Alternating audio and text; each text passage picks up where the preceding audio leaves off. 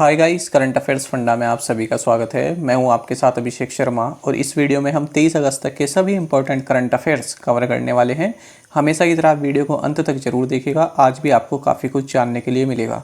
साथ ही गाइस, इस सेशन को शुरू करने से पहले आप सभी को बताना चाहूँगा, यदि आप हमारी daily current affairs PDF, weekly PDF और मंथली पीडीएफ चाहते हैं तो इस वीडियो के फर्स्ट कमेंट में दिए गए लिंक पर क्लिक करके पा सकते हैं।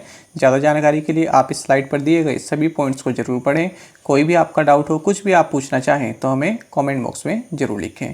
तो चलिए फिर करते हैं शुरुआत इस वीडियो सेशन की। उत्तर प्रदेश पुलिस के आतंकवाद निरोधी दस्ते एटीएस के कमांडो आशीष दीक्षित ने माउंटेन एलब्रस पर चढ़ाई की है। यह पर्वत या यह पीक किस देश में स्थित है? ऑप्शंस आपके सामने हैं और सही आंसर होगा option A. So Ashish Dikshit, anti terrorist squad commando of the Uttar Pradesh police has scaled mountain Elbrus. The mountain is located in Russia. तो देखिए, यूरोप की जो हाईएस्ट पीक्स हैं उनमें से एक है माउंटेन एल्ब्रस। ये स्टैटिक जीके में भी आपसे पूछा जाता है कि कहाँ पर स्थित है, तो याद रखिएगा ये 5642 मीटर की पीक है और कॉकस माउंटेन्स जो है रशिया में, उसके वेस्टर्न पार्ट में ये लोकेटेड है।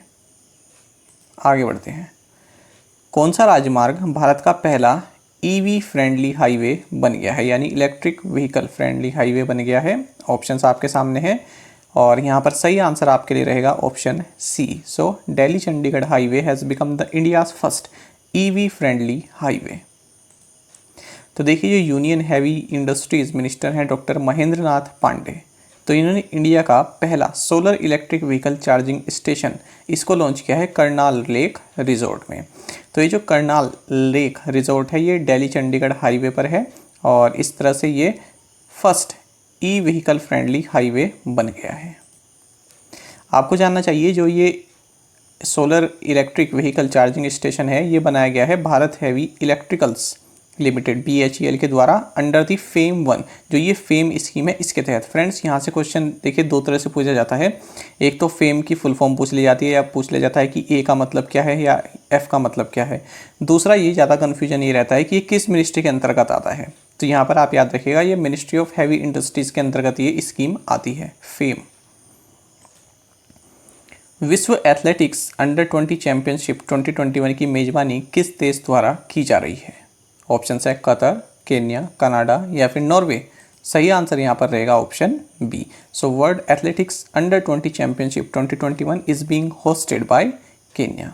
देखिए, कुछ जो सीनियर इवेंट होते हैं वो तो इंपॉर्टेंट होती हैं, लेकिन इस तरह के जो होते हैं ना अंडर 19, अंडर 20, ये भी आपके एग्जाम में पूछ ले जाते हैं और ज़्यादातर हमारा ध्यान इस ओर नहीं जाता है क्योंकि हमको लगता है कि इतना इंपॉर्टेंट नहीं है, लेकिन ये क्वेश्चन भी पूछे जाते हैं कोई भी एग्जाम हो। तो देखिए, केन्या की राजधानी है नैरोबी। तो यहाँ पर जो है 2021 का जो वर्ल्ड एथलेटिक्स अंडर 20 चैंपियनशिप है ये स्टार्ट हो चुकी है और यहाँ पर जो इंडियन एथलीट हैं अमित खत्री, इन्होंने 10,000 मीटर रेस वॉक में सिल्वर मेडल भी जीत लिया है। 2021 विश्व जूनियर कुश्ती चैंपियनशिप किस देश में आयोजित की गई? सही आंसर यहाँ पर रहेगा option B. 2021 world junior wrestling championship was held in Russia. तो देखिए, रशिया के उल्फा यहाँ पर ये जूनियर वर्ल्ड रेसलिंग चैंपियनशिप आयोजित की गई है और यहाँ पर जो इंडियन गर्ल्स हैं, जो हमारी गर्ल्स ने जो यहाँ पर पार्टिसिपेट किया है, ये तीसरे पोजीशन पर रही है और टोटल 5 मेडल्स इन्होंने यहाँ पर जीते हैं, जिनमें कि 3 सिल्वर मेडल हैं। तो देखिए, भतेरी, बिपाशा और संजू देवी, इन्होंने सिल्वर मेडल यहाँ पर जीते हैं और सिमरन और सीतो ने यहाँ पर ब्रॉन्ज मेडल जीते हैं रेसलिंग में। तो जूनियर वर्ल्ड रेसलिंग चैंपियनशिप है। तो देखिए, दोनों क्वेश्चंस को मैंने एक साथ इसलिए रखा है क्योंकि दोनों ही आपके लिए काफ़ी इंपॉर्टेंट हैं, क्योंकि ये दोनों जूनियर इवेंट्स हैं। ठीक है, आगे बढ़ते हैं। दुनिया के पहले DNA आधारित कोविड-19 वैक्सीन का नाम बताइए जिसे भारत में मंजूरी मिली है। ऑप्शन है आपके सामने और सही आंसर रहेगा option C. So J-CoV-D is the world's first DNA-based COVID-19 vaccine that got approval in India। तो देखिए, drugs controller general of India ने इमरजेंसी यूज़ के लिए अप्रूव कर दिया है जाइडस कैडिला की जो कोविड-19 वैक्सीन है, जिसका नाम है J-CoV-D। तो ये वर्ल्ड की first DNA based corona virus vaccine है, आपको जानना चाहिए। तो 12 साल से अधिक के जो बच्चे हैं उनको भी ये दी जा सकती है। और देखिए, अब तक जो भी वैक्सीन आई है या तो वो सिंगल डोज है या डबल डोज है, लेकिन जो ये J-CoV-D है ये 3 डोजेस इसकी दी जाएंगी। किस राज्य ने राजीव गांधी ग्रामीण भूमिहीन मजदूर न्याय योजना की शुरुआत की है? सही आंसर रहेगा यहाँ पर option D. So Chhattisgarh has launched Rajiv Gandhi Grameen Bhumihin मजदूर न्याय योजना। तो छत्तीसगढ़ गवर्नमेंट ने 2000 करोड़ रुपए की लागत की ये राजीव गांधी ग्रामीण भूमिहीन मजदूर न्याय योजना को शुरू किया है, और 12 लाख जो भी लैंडलेस फैमिलीज़ हैं जिनके पास कोई भी भूमि नहीं है उनको इसका फ़ायदा मिलेगा। तो इस तरह के जो भी भूमिहीन जो मजदूर होंगे उनको 6000 रुपये एनुअली यहाँ पर दिए जाएंगे छत्तीसगढ़ गवर्नमेंट के द्वारा। साथ ही आपको जानना चाहिए छत्तीसगढ़ की गवर्नर अनुसुईया उइके हैं, चीफ मिनिस्टर भूपेश बघेल हैं और कैपिटल रायपुर है। बिल्कुल लेटेस्ट न्यूज़ जो हमने छत्तीसगढ़ से रिलेटेड हाल ही में पढ़ी थी वो ये कि छत्तीसगढ़ के सीएम ने 4 नए डिस्ट्रिक्ट बनाने का ऐलान किया है, साथ ही 18 तहसील भी बनाई जाएंगी। किस राज्य या केंद्र शासित प्रदेश ने कारखानदार योजना की शुरुआत की है? लद्दाख, गुजरात, राजस्थान या फिर जम्मू एंड कश्मीर? तो सही आंसर यहाँ पर रहेगा option D, Jammu and Kashmir has launched the Karkhandar scheme या फिर योजना। तो देखिए कारखानदार स्कीम के तहत जम्मू एंड कश्मीर क्या करेगा, यहाँ पर आप देखिए issued orders for giving fresh impetus to training in the handicraft sector by unveiling the Karkhandar scheme for artisans and weavers in the union territory.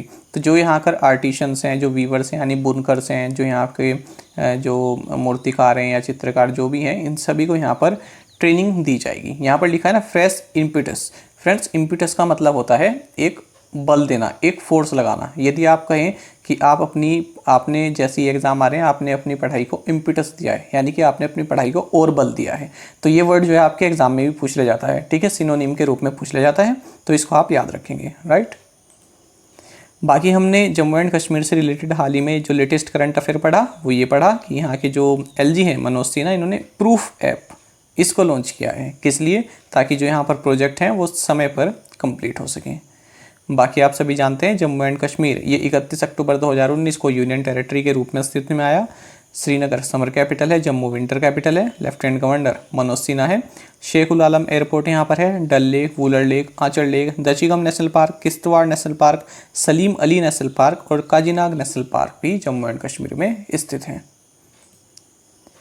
Atal innovation mission NITI आयोग ने निम्नलिखित में से किसके सहयोग से छात्र उद्यमिता कार्यक्रम 3.0 शुरू किया है? ऑप्शंस आपके सामने हैं और सही आंसर होगा option C. Atal innovation mission NITI Aayog in collaboration with Dassault systems foundation has launched student entrepreneurship programme 3.0। तो देखिए आप जानते हैं अटल इनोवेशन मिशन ये नीति आयोग का कार्यक्रम है, नीति आयोग इसको संचालित करती है। तो इसने डसॉल्ट सिस्टम्स फाउंडेशन इसके साथ मिलकर जो स्टूडेंट एंटरप्रेन्योरशिप प्रोग्राम है इसकी 3rd सीरीज को लॉन्च किया है और इसका थीम रहेगा made in 3D seed the future entrepreneurs programme. RBI द्वारा पर्यवेक्षित संस्थाओं द्वारा अनुपालन को मजबूत करने के लिए आरबीआई द्वारा कौन सा प्लेटफॉर्म लॉन्च किया गया है? ऑप्शंस आपके सामने हैं और सही आंसर यहाँ पर रहेगा option B. So prism platform has been launched by the RBI to strengthen compliance by entities that are supervised by the RBI। तो देखिए आप सभी जानते हैं आरबीआई कई तरह की एंटिटीज़ को सुपरवाइज करता है ना, और उनको अपने रूल्स एंड रेगुलेशंस बताता है किसके साथ आप जो है कॉम्प्लाई कीजिए। तो इसी के लिए प्रिज्म नाम का एक प्लेटफॉर्म, वेब बेस्ड प्लेटफॉर्म यहाँ पर लॉन्च किया आरबीआई ने। प्रिज्म का मतलब क्या है? Platform for regulated entities for integrated supervision and monitoring. इसकी फुल फॉर्म आपके लिए काफ़ी इंपॉर्टेंट रहेगी। तो इससे क्या होगा कि जो भी एंटिटीज़ हैं तो वो जो है आरबीआई के जो दिशा निर्देश हैं उनके निर्देशों का पालन कर सकें। तो उसी चीज़ को और मजबूत करने के लिए ये वेब बेस्ड प्लेटफॉर्म लॉन्च किया है। तो कई तरह की इसमें चीज़ें रहेंगी जैसे कंप्लेंट्स, साइबर सिक्योरिटी रिलेटेड कोई बात हो, और आपका रिटर्न्स फंक्शनैलिटीज़ में रहेंगी, time tracking, notification, alerts, management information system, RBI की रिपोर्ट जो होती हैं वो सभी यहाँ पर मौजूद रहेंगी। और आरबीआई से रिलेटेड हमने करंट अफेयर पढ़ा था कि आरबीआई ने फाइनेंशियल इंक्लूजन इंडेक्स यानी फाई इंडेक्स हाल ही में लॉन्च किया है। निम्नलिखित में से किसने एक नया साइबर सुरक्षा multi donor trust fund launch किया? वर्ल्ड बैंक या फिर एडीबी, एनडीबी या फिर एआईआईबी? तो सही आंसर होगा option A. So world bank has launched a new cyber security multi donor trust fund. और किसके तहत लॉन्च किया है? Digital development partnership. जो ये इसका प्रोग्राम है ना, कभी कभी इस तरह से पूछ लेते हैं जो हाई लेवल के एग्जाम होते हैं कि डिजिटल डेवलपमेंट पार्टनरशिप ये किससे संबंधित है, तो ये भी वर्ल्ड बैंक से संबंधित है। तो इसी के तहत cyber security multi donor trust fund, इसको लॉन्च किया है वर्ल्ड बैंक ने। बाकी आपको जानना चाहिए, भारत में जो वर्ल्ड बैंक के डायरेक्टर हैं, कंट्री डायरेक्टर, इनका नाम जुनैद अहमद है। वर्ल्ड बैंक के जो प्रेसिडेंट हैं डेविड मालपास हैं, और जुलाई 1944 को वर्ल्ड बैंक की स्थापना की गई थी। इसका headquarters Washington DC United states में है। केंद्रीय शिक्षा मंत्री धर्मेंद्र प्रधान ने किस आईआईटी में centre for research and innovation in artificial intelligence का उद्घाटन किया है? ऑप्शंस आपके सामने हैं, IIT Delhi, IIT Madras, IIT Bombay या फिर आईआईटी हैदराबाद। तो यहाँ पर सही आंसर रहेगा option D. So union education minister Dharmendra Pradhan has virtually inaugurated the Center for Research and Innovation in Artificial Intelligence set up at the Indian Institute of Technology, Hyderabad. निम्नलिखित में से किसने भारतीय वायुसेना के लिए आधुनिकतम चेफ टेक्नोलॉजी विकसित की है? इसरो, डीआरडीओ, बोइंग या फिर जीई एविएशन। सही आंसर यहाँ पर रहेगा option B. So DRDO has developed an advanced chaff technology for the Indian air force.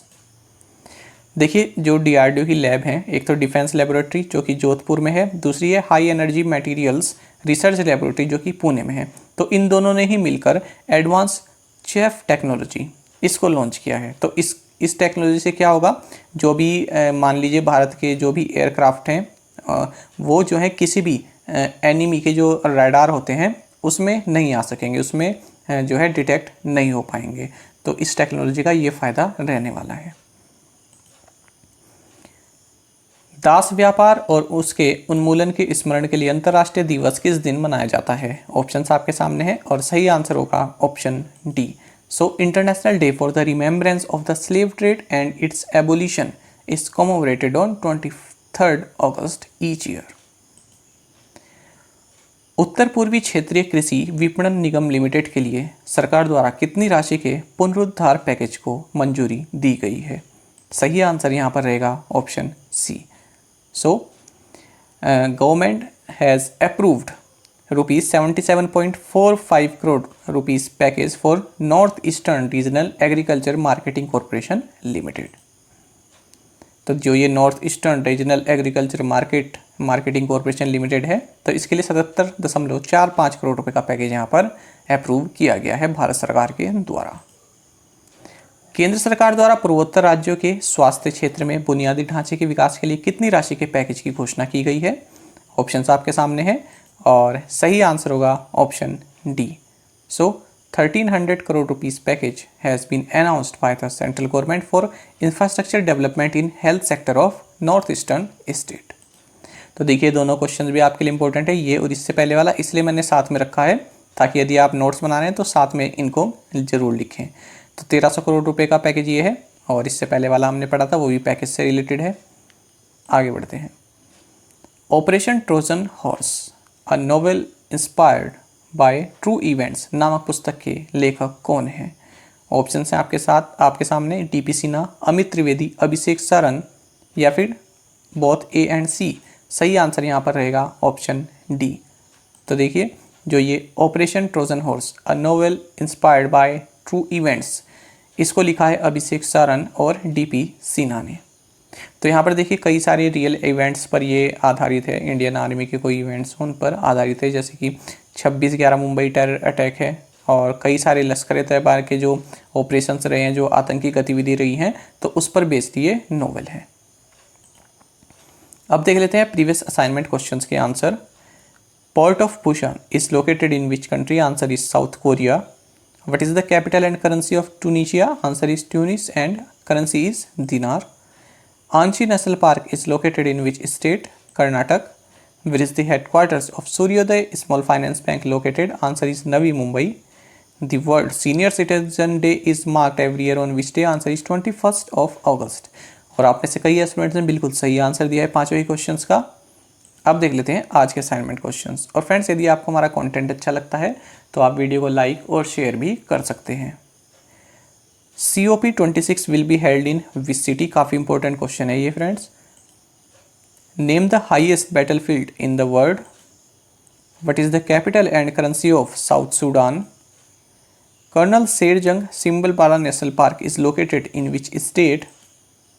Who became the first Indian celebrity to give voice on Amazon Alexa.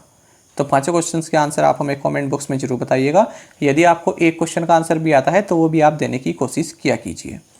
साथ ही current affairs funda को आप Telegram पर भी join कर सकते हैं। यहाँ पर रेगुलर वीडियो अपडेट्स और करंट क्विजेस हम आप सभी के लिए डालते हैं। साथ ही डिस्कशन ग्रुप में आप किसी भी क्वेश्चन का सोल्यूशन पा सकते हैं। दोस्तों, यहाँ पर हमारे करंट अफेयर्स की प्लेलिस्ट दी गई है, इसको आप जरूर देखें। अपने दोस्तों के साथ जो फेलो एस्पिरेंट्स हैं उनके साथ हमारे करंट अफेयर्स को शेयर जरूर करें। आज का ये करंट अफेयर्स सेशन आपको कैसा लगा कमेंट बॉक्स में हमें जरूर बताइएगा। Thank you guys.